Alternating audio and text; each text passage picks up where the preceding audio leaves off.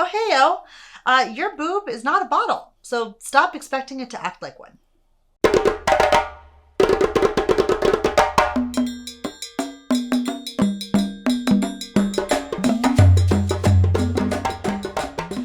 Welcome back to Tit Talk, lactators. Today we have a conversation to have. Unfortunately, we have to have it. It seems to me that we should know how our bodies work, but, we don't. So I am here to enlighten you on a little something we refer to as the milk ejection reflex, also known as the letdown. Your milk does not just dump out your boobs the way milk dumps out a bottle. And it's a good thing too, because if you wandered around all day long just pouring milk from your tits, you wouldn't be able to get a whole lot done. So let's run quickly over to our fancy graphic and show you exactly how milk flow happens at the boob with the baby. Okay? Sit tight. When your baby latches to the breast, there is some milk readily available. You can think of this as the appetizer portion of the meal, where baby's getting little bites and snacky snacks here and there to tide them over till the main course. Once your baby has spent enough time stimulating at the breast, a message is sent from the mammary to the brain saying, "We are ready for the entree."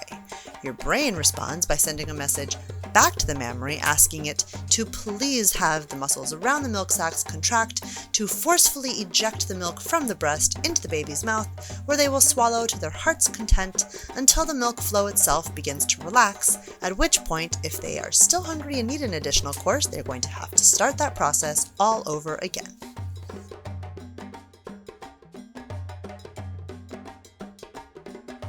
Interesting facts about your letdown.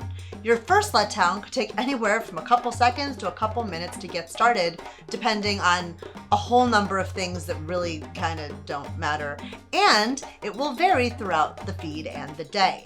The number of letdowns that you have during a feed will also vary, and usually the first letdown of a feed is the most forceful. Also good to note that many babies will only nurse through one letdown at night, whereas during the day they may nurse through multiple, 5, 6, 22, how many they can get out of you. Normal. Please don't trip chocolate chip.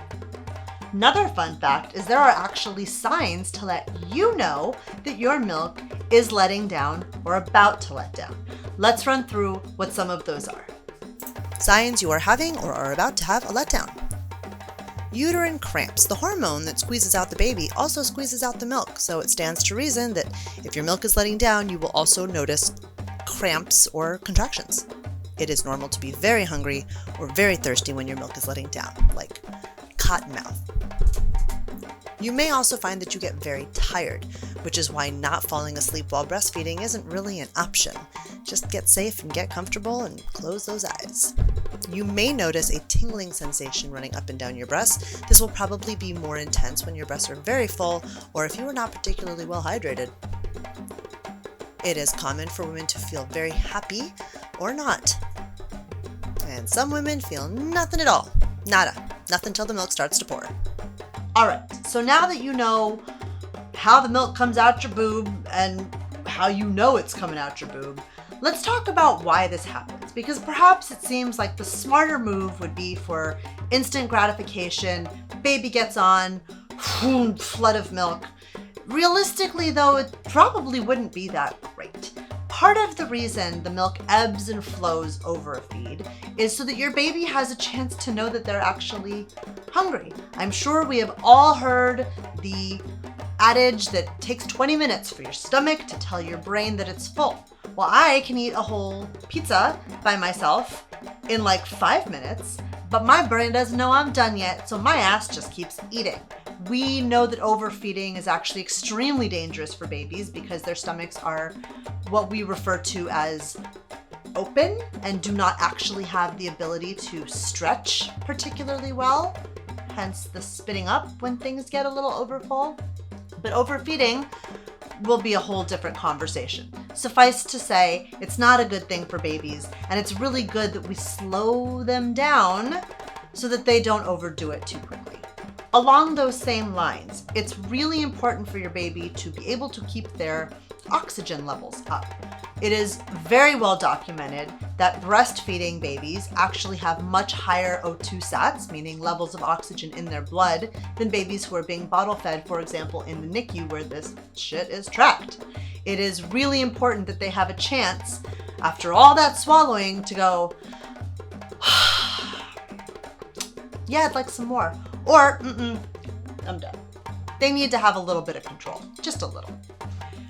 So the biggest takeaway here is that when your lactation consultant tells you, please offer the breast frequently and at the very earliest signs of hunger, this is partially why.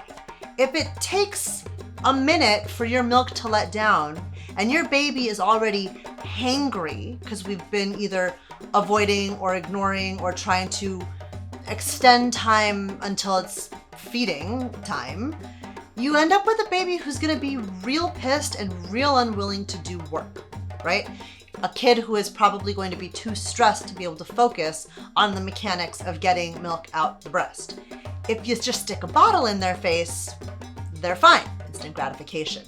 When you're breastfeeding, you have got to catch them quickly. It is going to be critical, especially in the early days and weeks where you're still trying to figure this whole thing out. We're gonna put this all together for you in a quick clip, and I'm gonna point out when we can see swallowing. There's going to be a pause in baby's jaw every time they take a swallow, and I encourage the lactators out there to go ahead and try to identify this with your own baby. When they're breastfeeding, instead of worrying about how much time they're spending at the breast or how they're behaving, let's go ahead and count swallows. Let's see if you can identify in your own body what your tell is that you're having a letdown, and then pay attention to the consecutive swallows that you're seeing your baby take. Okay, roll the clip. So what we're going to be looking for when baby latches on is to see a drop in the jaw and a pause before it lifts again. There, there, there, there, there. Each of those pauses is a mouthful of milk that is taking a second to be swallowed. This is a really empowering way to be able to know for sure that your sweet baby transferred milk from the breast into their adorable little bodies during a feed. Happy counting, y'all! All right, guys, I hope that was helpful, and I hope it explained a little bit about how your tits work. If you have questions or want to share some fancy information about your letdown, like how many consecutive swallows your baby had, leave it in the comment section and we can all, voice our amazement at your boobs and the work they're doing. Do the YouTubey things. This is not the end of the fun. And so I'm gonna go the baby.